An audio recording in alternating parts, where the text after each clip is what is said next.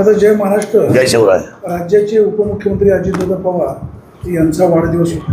आपण तालुक्याचे आमदार आहात, शिवजन्मभूमीतले आमदार आहात, काय शुभेच्छा द्याल?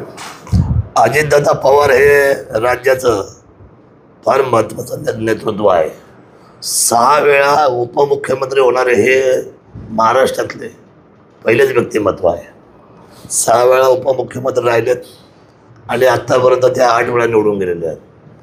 राजकीय वारसा आणि वारसा शरदचंद्रजी पवार साहेबांमुळे त्यांना आशीर्वाद मिळाला आणि त्यांनी त्यांच्या कर्तृत्वाचा ठसा उमटवलेला आहे. ते आमचे पालकमंत्री आहेत. कुठल्याही गोष्टी आम्ही त्यांच्यासमोर घेऊन गेल्यानंतर ते तातडीने सोडवतात. त्यामुळे अजितदादांना मनापासूनच्या शुभेच्छा देतो. त्याचबरोबर त्या दिवशी आमचे मित्र आदरणीय अतुलजी बेनके यांचासुद्धा वाढदिवस आहे, त्यांना देखील शुभेच्छा देतो.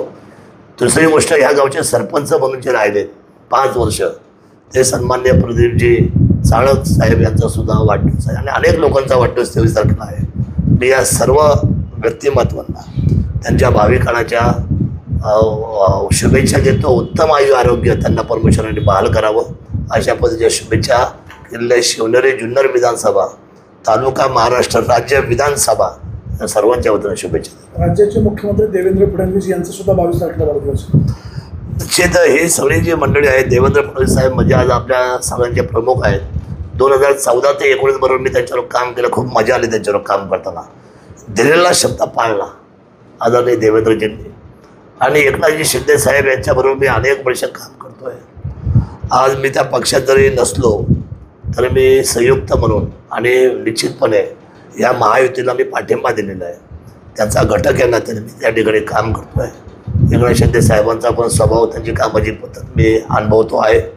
आणि असं आणि अजितदादा पवार यांनासुद्धा मी गेले 30 वर्ष जवळून पाहतो आहे. त्यामुळे ही सगळी महामंडळी जी आहेत हे तालुक्याच्या, राज्याच्या आणि देशाच्या समाजव्यवस्थेच्या निमित्ताने दिल्लीपर्यंत ह्या लोकांनी आपला ठसा उमटवलेला आहे आणि महाराष्ट्राचा अभिमान असलेली ही मंडळी आहे.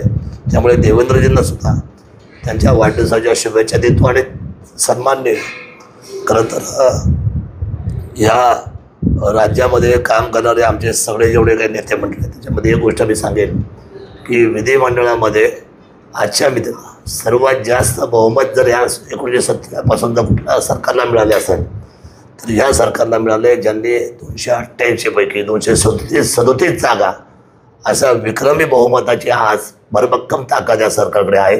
म्हणून या शासनाला सुद्धा त्यांना त्या 5 वर्ष इतकी सुंदर या लोकांची विकास कामाची जावी. प्रत्येक आमदारांना त्यांनी 5-5 हजार कोटी रुपये द्यावे अशा शुभेच्छा मी देवेंद्र सरकारला देतो.